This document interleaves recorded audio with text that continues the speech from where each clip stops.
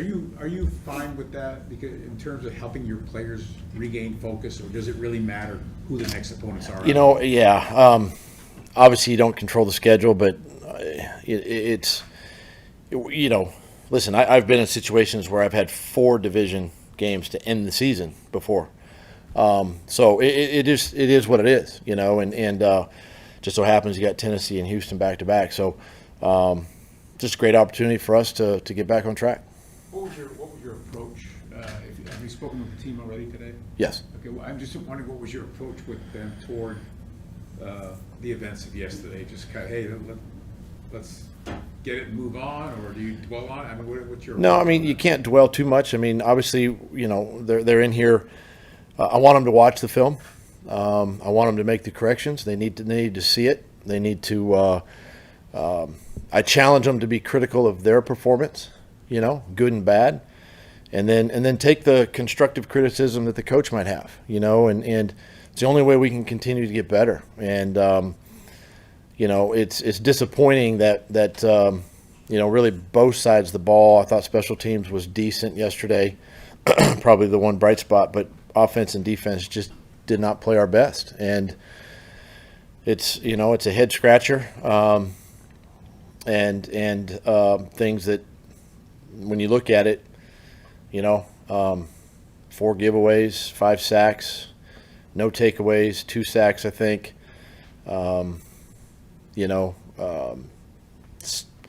Start the game with a touchdown, end the half with a field goal, start the third quarter with a touchdown. So all things that are, you kind of, it's right there. So I want them to see it. I want them to make the corrections and move on. How do you kind of get this offense on track?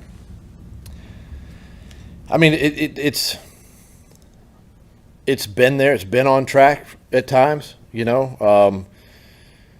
just comes down to the preparation. I talk to the guys all the time about their preparation when they're outside of this building. What are they doing a little extra? Are they studying extra tape? Are they looking at every a cut up of a certain route or coverage or defensive front blitz, whatever it might be, just to stay sharp and stay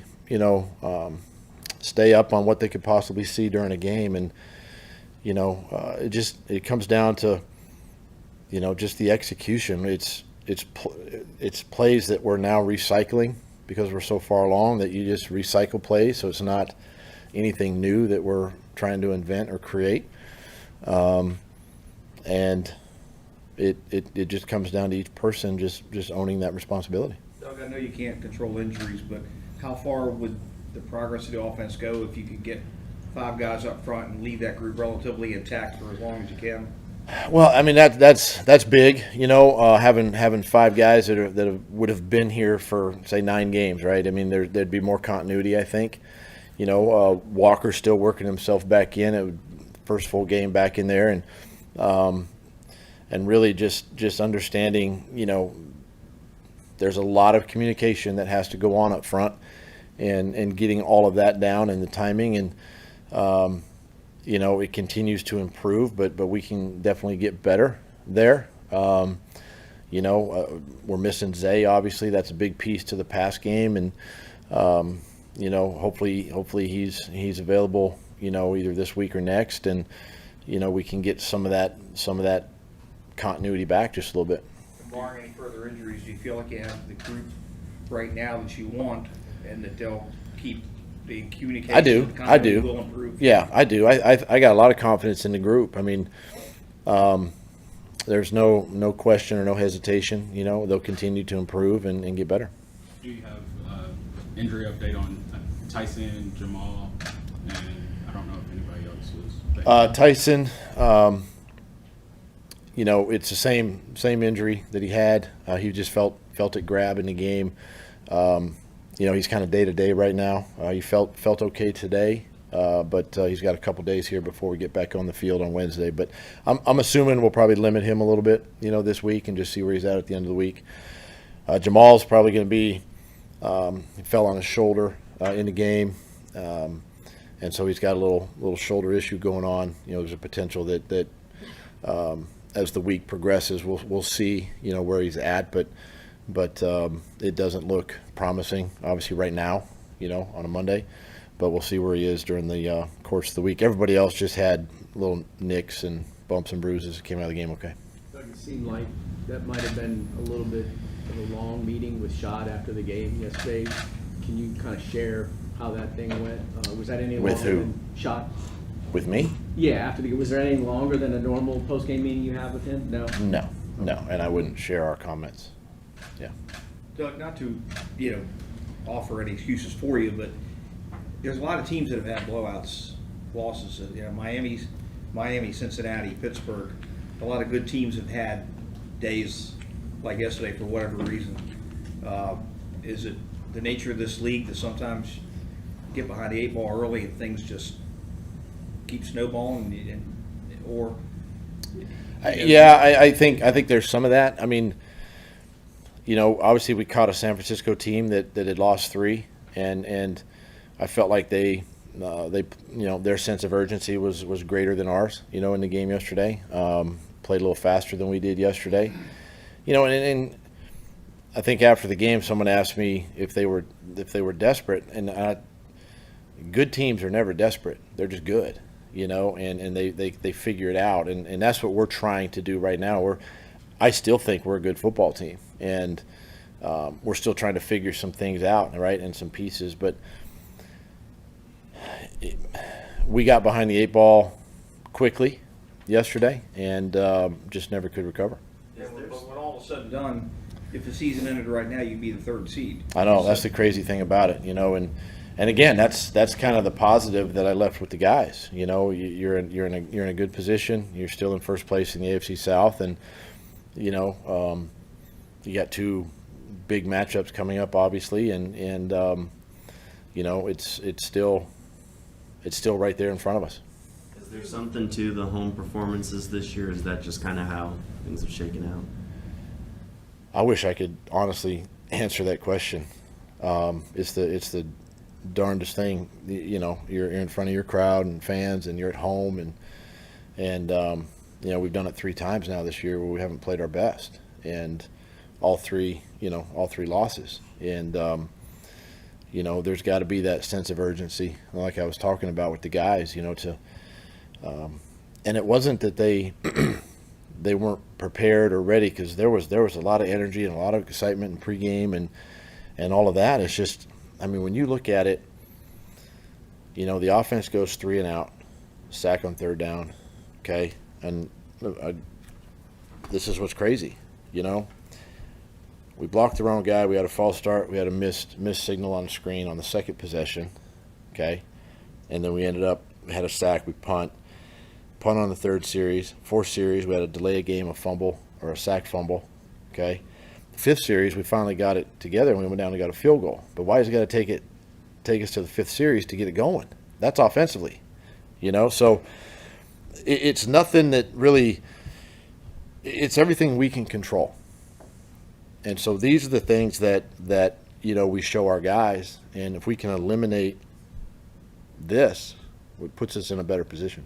When you put it like that, you feel a little bit better about it, because those are things that are 100%. It's all controllable. Yeah. It's all controllable. We're at home. Cadence should be a friend of ours, but yet we still jump off sides, right? We have a delay game eventually in there. Of course, late in the 3rd, 4th quarter, when you're 4th in desperation, the pick, I get it. Sometimes that happens, but 4 turnovers, they got 14 points, and those are hard to overcome. The 49ers defenders said they were able to confuse Trevor and make him hold the ball longer than he usually would. Is that how you guys saw it? They do a nice job of holding their safeties a little bit, but I think for the most part, we had a really good understanding and feeling of what they were going to do and where they were going to be. They did a nice job, with our receivers, and that's the one thing that, because they have such a great pass rush too, if you can hold coverage and different things a little bit longer, buys you a little extra time, extra second for your pass rush to get there, and some of that happened yesterday, but. We've got to do a better job of helping our players too, as coaches, and make sure that we're putting them in good situations by play call or design or, you know, we just weren't efficient on first down either, you know. But again, you know, credit San Fran. They did a nice job. I know teams are trying to take Ridley out of the game there, but I know, you know, other teams have top receivers that other teams concentrate on as well, and they're still able to get the ball to him. So do you want to see more of an emphasis on him getting the ball, trying to kind of break? Yeah, you know, and I don't want to force the ball his way. You got to understand too. He's drawn 9 penalties, I think, this year, right? And for 100+ yards, you know. So if you make those plays, maybe we're talking that's 9 more catches or something. You know what I'm saying? So maybe we're talking a little bit differently. So it's one of those things where it feels like we're not targeting him, but we are. And teams are also, you know, taking a safety his way. Didn't do it so much yesterday, but sometimes they are clouding his side and doing different things, and the ball has to go somewhere else. But we do try to make a conscious effort to get him involved early in the game and as often as we can. What does Zay do on the having Zay on the other side? What does that do? Well, I mean, one. Just the Ridleys in general. One, you can be a little bit more, I think, balanced in your passing game. Zay gives you a comfort level that Trevor has. He knows exactly where he's going to be. He helps you a little bit more maybe on third down, which he's going to draw some coverage his way. It's going to open up Calvin. It's going to open up Christian or Evan. You know, and those are things that we've missed a little bit, you know, with Zay being out. But you know, hey, listen, it's always the next man up. I thought, you know, Tim had some big catches yesterday, and filled in, and you know, we just gotta continue to go, continue to work. You said last year that when you were 3-7, you still had a feeling that you were going to end up playing for a division title. So you obviously didn't panic when you were 3-7. So how do you feel now? Obviously, a different feeling, right? Because you're considered kind of the favorite in the division going into the year. Yeah. Is the feeling any different now? No, I mean, there's still no panic. I mean, I think if you panic, then you've almost sort of waved the white flag a little bit, you know. But this is what I want our team to understand is you know, you're still sitting in first place. Everything's right here in front of you. You control it. You've put yourself in a good situation, obviously.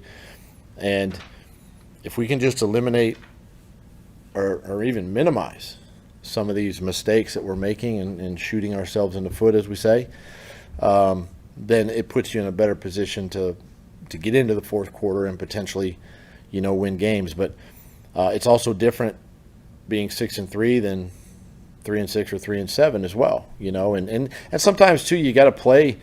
You don't worry about the record. You play as if your back's against the wall every day, you know, and you come out and give it your best shot. Trevor said that might have been the worst game of his career. How do you talk to him after a game like that? Well, you know, the fact that he acknowledges that's enough, really. I just can keep encouraging him. You know, we have the confidence in him. You know, we're not doubting anything as a staff. None of that kind of stuff takes place, and you know, he's the type of guy that'll get a lot of this, you know, fixed, and he'll be a part of the reason why, you know, we have success moving forward. Do you think it would have been a little bit better or helped Walker Little to have gotten all of camp at left guard instead of having to play, you know, left tackle? And then, you know, is he comfortable there yet, or does he, you know, is he not at the level you want him? It's hard. I mean, he hasn't had a ton of reps in there, you know, and when he did, then he got hurt and he's missed. I mean, he's had the practice reps, but they're not game reps. So yeah, I think it helped or hurts him a little bit that he didn't get all those snaps in there. But he's good enough and smart enough and all that, athletic enough to know the role, know the job, know his assignments. You know, now it's just a matter. And look, he's playing in more condensed spaces too, so it's different than being out, you know, on those islands as a tackle. So he's getting used to that as well. But you know, he's done some good things, and he's still working through the process. Thanks, Doug.